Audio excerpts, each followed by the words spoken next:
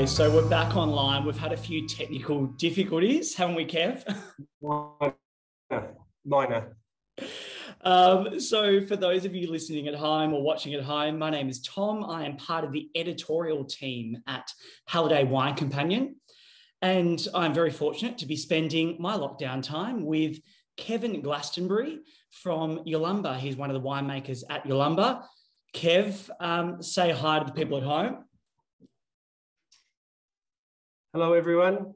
Kevin or KG, Tom. KG, Tom, yes, both, all of the above. KG, let's kick into it. So we're talking about one particular wine today.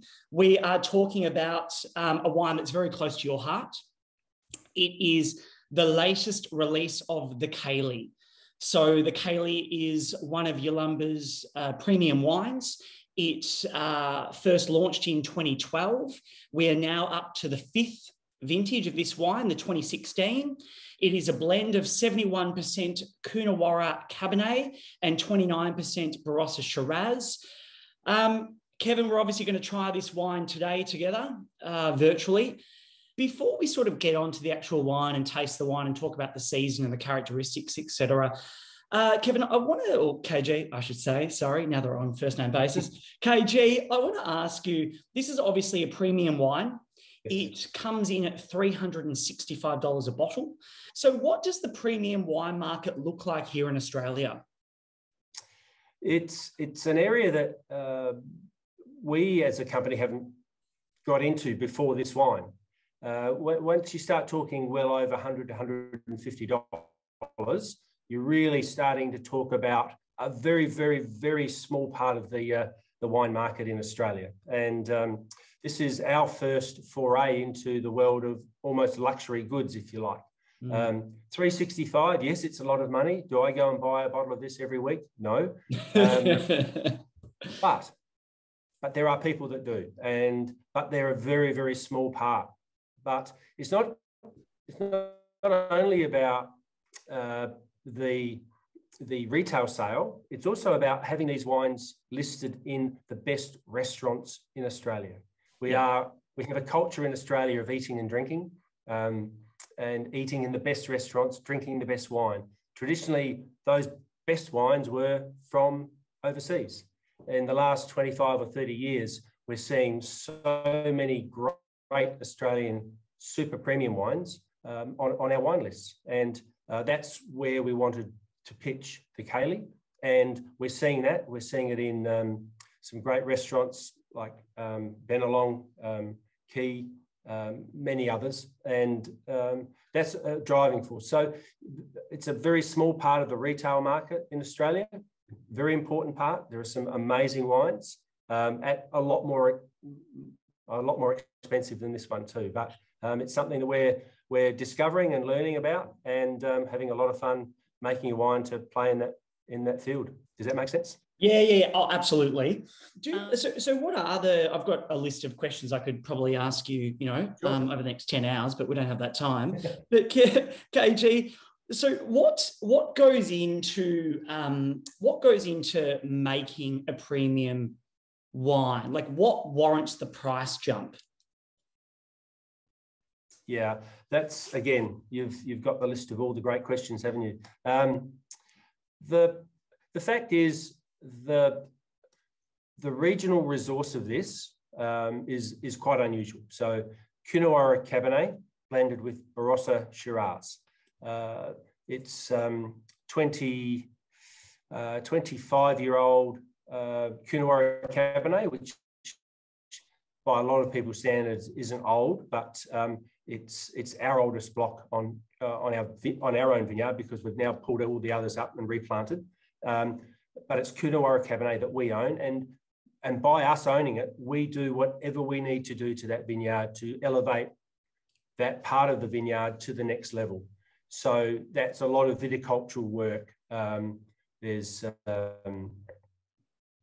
irrigation management, there's bunch thinning, there's crop thinning, there's all sorts of things that we do behind the scenes to elevate that block to the next level. So instead of cropping at a 3 or 4 tonne to the acre in the old terms, we might actually use around about 1.5 tonnes to the acre. So the crop level is right down. So there's a cost involved in all of that. The 2 Shiraz vineyards that we use, one was planted in 1901. That's a very long time ago. We pay a lot of money for that Shiraz. It goes into this wine, and it goes also into our Yalumba, the Octavius. We also have, and that's a grower's vineyard, obviously, if we're paying for it. And then another Eden Valley vineyard that we get is our own vineyard. That was 1968, 1971 planted. And again, we put a lot of effort into that. So that in itself suggests that the wine is going to be more expensive. The fact that we use the right oak, we mature it for 2 years in barrel and then 3 years in bottle. So it's released as a 5-year-old. So there's an extra length of time before any money comes back into the company. And probably the other thing is the fact that we only make about 200 dozen. Oh, so wow. About 180 to about 240, 250 in a bigger year. Yep. That's all we make. So all those things suggest that the wine warrants a slightly higher price point than $100, $150. And that's the reasoning behind it. Yeah, perfect. So KG, let's pour some wine and let's just start chatting about the wine itself. Can you tell me what can people that have followed the Caley over the years, people that are new to the Caley, what can we expect from this latest vintage? So 2016 is a terrific vintage in South Australia. Very, very fruit-driven vintage, nice growing season, gave us the right warmth, the right rainfall at times. So we have a lovely vintage of varietal flavoured wines. So fruit drive, so when you smell it, it's got the classic Coonawarra characters, which is more sea spray and iodine and olive, some cassis, some blackcurrant, but it's also got that richness that comes from Barossa Shiraz. So beautiful season, 2016 has given us a fruit-driven wine. But being a blend of Coonawarra Cabernet and Barossa Shiraz, it's not a wine that fills the mouth with plum-rich sweetness. It's a wine that is very direct. So it has a real flow through the mouth. And that's the old claret style, which those wines are what this wine is paying respect to and paying homage to, if you like, because they are the great wines of Australia and the great wines of the world, those old full-bodied, firm finish claret wines. And those wines are probably, as we talked about earlier, a little bit not unapproachable, but they really need a little bit of time, either in the decanter or 3 or 4 or 5 extra years until they really come together. So whilst the wine is absolutely pristine in its characters of floral and structure and finesse of tannin and all those sorts of things, it will take time to evolve. So it's not a plush, round, sweet, juvie wine, and those sort of wines are quite primary in their fruit character and their ability to, I guess, to age. Whereas this one is a wine that's, yes, approachable in a year or so, really, but a wine that would sell her for at least sort of 20 plus years. Yeah, I was going to ask you about the cellaring, just because I noticed that you have said that it could be easily cellared up until 2036. So, yes. It's obviously... that's about 15 years from now. Yeah. And I guess I tend to underplay the length of time because I know that a lot of people look at a number that a winemaker might say is optimum cellaring time, and then they'll add an extra 10 years on top of that because they want to get more value for money. And I understand that. So I think there's no doubt that this wine, as the Caleys they will live for 20 to 25 years comfortably. But if I put 15 on it, then someone drinks it at 20 years, they'll still get still get a great wine. And I'm actually drinking out of 2 glasses, Kev. I thought you had a friend over. I know I have like a stemless. I have a stemless. I can't find my Shiraz glasses. I've got a stemless Cabernet glass and a stem glass, and I was like, I'm just going to pour it into both.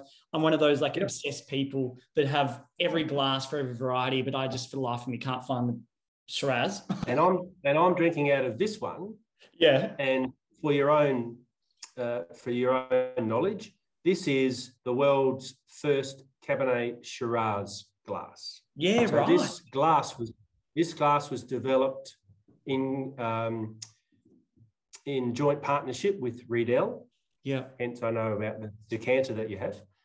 So Riedel helped us as a company prior to the launch of the Caley in 2017, developed this Cabernet Shiraz glass.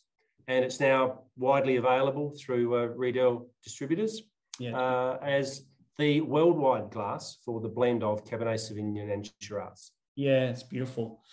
So, Kev, let's try the wine and let's talk about the characteristics of the wine.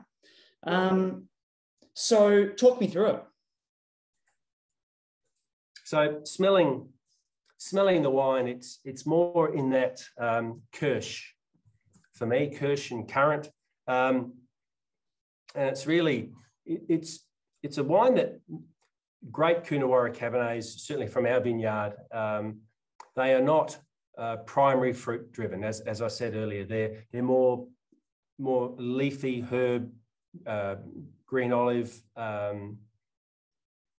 all those cedar, all those characters, and I think you can smell those, and it goes into almost that fresh sea spray and iodine, and that's Coonawarra. It's got that nuance of I'm near the sea, almost oyster shell, if you like. But then there's some warmth behind it, and that warmth is the Barossa Shiraz in there, which has its own definition, darker fruit flavour coming in, that sort of dark, not plum but dark Kirsch coming through. Some spice, some savouriness. And KJ, how does it differ from, because obviously this is a season-driven wine. How does it differ from previous vintages?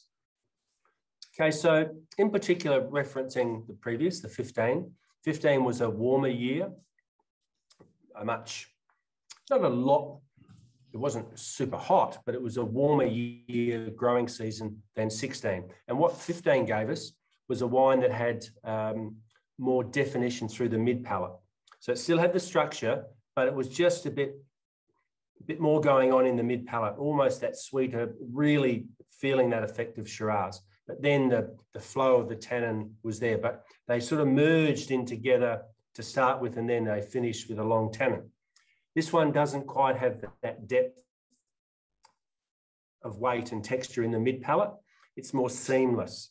That's why I think this wine is very similar to the 2012. The 2012 came out, it had the most pristine palate. I remember when we released this wine and had many great journalists here, and had a couple of dinners, and in February 2017, James Halliday was here, and one of his comments was, "This wine just dances across the palate." And what he was saying was that the wine was just flowing and evolving and just gliding and just silky through the palate. And that's what I see with this wine. And I think there's a synergy in the vintage and the growing season. I see there's a synergy in the two wines that we made. The 15 was a bigger, richer style. It's still a Caley in its structure, but there was more going on, depth in the mid palate. This one just dances and it's just silky smooth. And so on that, right, because this is such a premium wine and it comes with the price tag, what sort of pressure do you feel as a winemaker to meet the expectations of those that like the Caley or have grown to like the Caley? Yeah, I was more nervous about releasing this one than I have of any of them, even though they're all in bottle for 3 years after 2 years in barrel, so prior to their release. So we've seen them a lot of times, so we know that if we're releasing it, it must be a good wine. I guess because we didn't do a lot of showcasing last year due to the global pandemic, so we weren't in front of people anywhere near as much. And I guess then the expectation that this is now the 5th wine. So the 5th wine means you've got a suite of wines to refer to. So 12, 13 and 14, which the first 3, it was a comparison. I don't like the 13. It's not as pretty as the 12. You know, I think the 14 is the best wine because it's more Coonawarra-like. And that's all we got. Now we have the 15 and now we have the 16. We actually have 5 wines to reference. So people can look at the wine as a journey of the wine. It's not a single or 1 or 2 wines. Yep. And I think that's really, and we have shown this wine a little bit over the last week and a half to 2 weeks. And people are starting to understand where Caley is now, the direction that Caley is going. In the first couple of wines that came out, there was no direction because we only had a couple. Mm. And when we knew it was take some time. And in another 5 years' time, when we've got, or 5 to 10 years, when we've got, many wines that we can line up, people will really see a flow of where Caley's going. So the expectation is always there. As I said, I was nervous, but that was quickly put to bed because the positive feedback was, I'm not going to say it was staggering, but it was very pleasing that the feedback was so positive. And KG, on that, so what was that moment like when you first tried this particular vintage? Obviously, so much time and so much hard work goes into producing a wine of this standard. What was that moment like when you tried it for the first time? I'll put it in context. I have tasted many times. The first time I tasted this wine, packaged up and labelled, was over a week and a half ago. It was a Tuesday night and it was Zoom tasting into the UK with one of the world's leading wine writers, Matthew Jukes. And Matthew and I have known each other for a fair while, and he is a huge fan of Cabernet Shiraz as a wine style, but also Yalumba and what we do. And this was the first time that he saw the 2016. And when he looked at me, and I was grinning like I'm grinning right now, and he was grinning like you're grinning back at me, there was something between us that we just sat back and just said, this is a wine. And that was when I really felt comfortable, because I guess we all look for recognition and from other people and people that we admire and look up to. And Jukesy's certainly one of those for me. And the way that we both looked at each other and were smiling, and he just said, this wine just leaves me grinning, because I was grinning. And that feeling was just unique. He'd seen 12, 13, 14, 15. This was his very first opportunity to see the 16. And he was ecstatic, which then made me ecstatic as well. Yeah, it's really nice, because I like as a journalist, KG, I've been really fortunate to chat with a lot of winemakers and industry professionals over the years, and I just don't think the average person just really appreciates or understands how much work goes on behind the scenes producing any sort of wine, but particularly yes, a wine that's so coveted like this. So there must be that, real sense of pride when you do release a wine like this, no different to a musician releasing a new record, and you finally get that feedback. I think that's a very, very good analogy.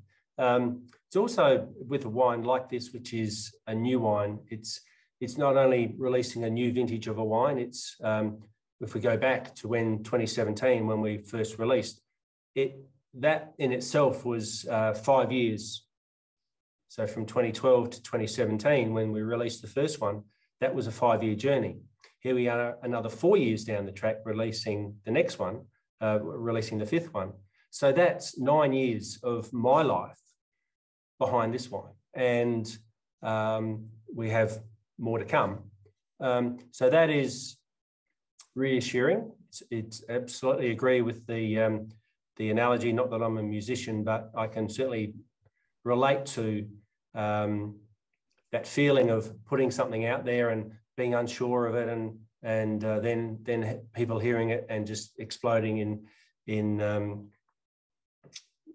joy of hearing the sound of their chosen artist. So yes, very proud, absolutely proud. And I guess at some point one day when I'm not making wine anymore and retired and doing all sorts of other things, that achievement of making a new wine and releasing it and seeing it go on its journey, I think that will be always one of my proudest moments. And I know for other winemakers it is too. And that's one of the secrets deep down which keeps us all making the wine. KG, two sort of last questions. What have you, over the vintages you've produced of this stellar wine, what have you learnt?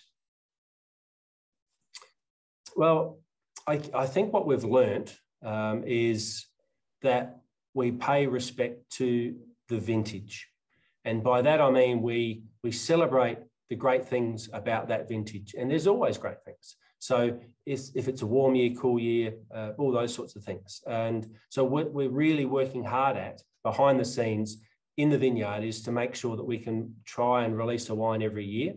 And if it's a different year to the previous one, it doesn't matter. If the wine style is different from one year to the next, it's because we are celebrating that vintage, the growing season.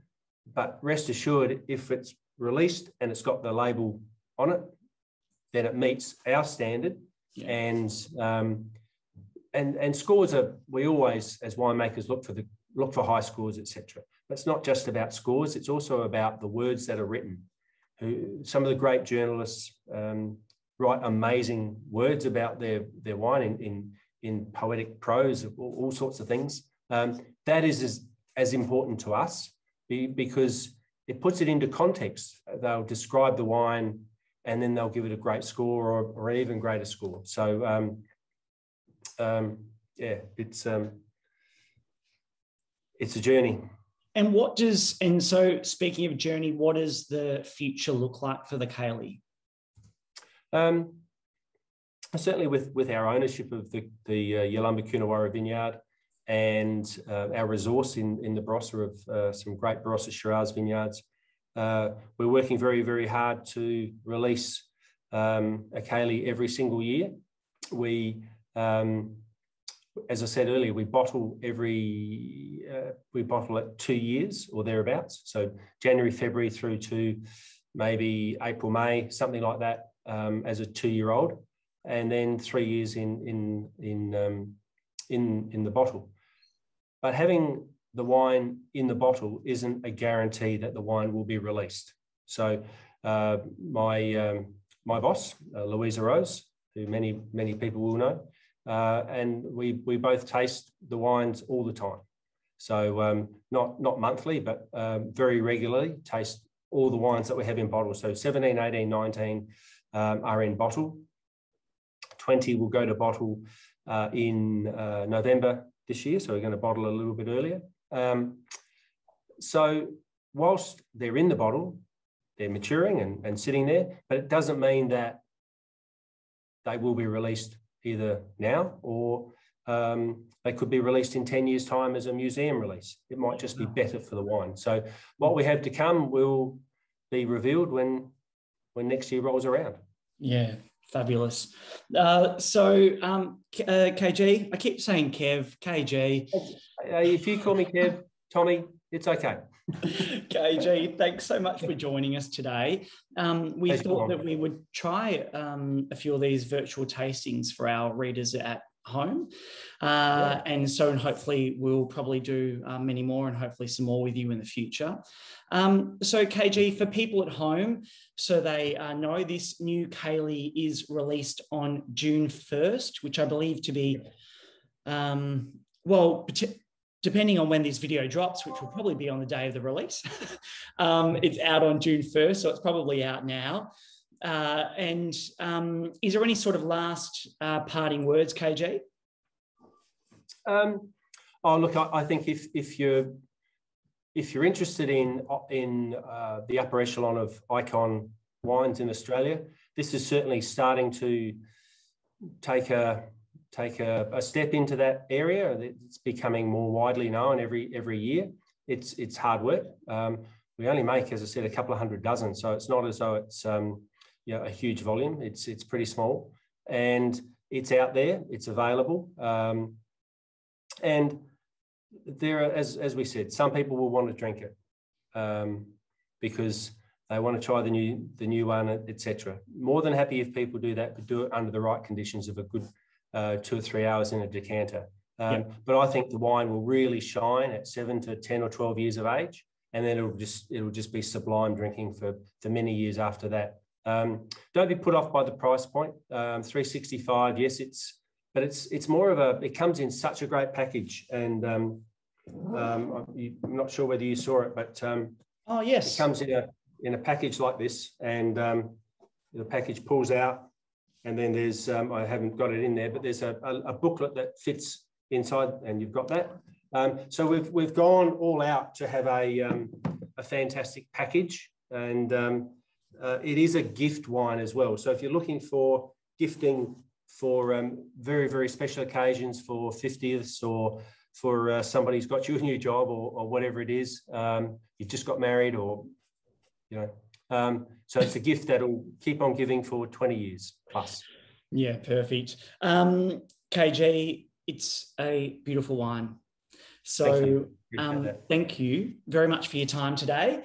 And I hope that everyone in lockdown can continue to enjoy a few drops, whether it's this wine or something else. And I'm sure you will do the same, KG. Indeed we will. I'll be... unfortunately, I'll have to take the rest of this bottle home tonight and probably drink it. Hello, I'm the same, KG. I'm going to take the whole bloody carafe home. What a disaster. Good work. KG, anyway, thanks very much. Thank you, mate. We'll chat soon. Yeah, see you later.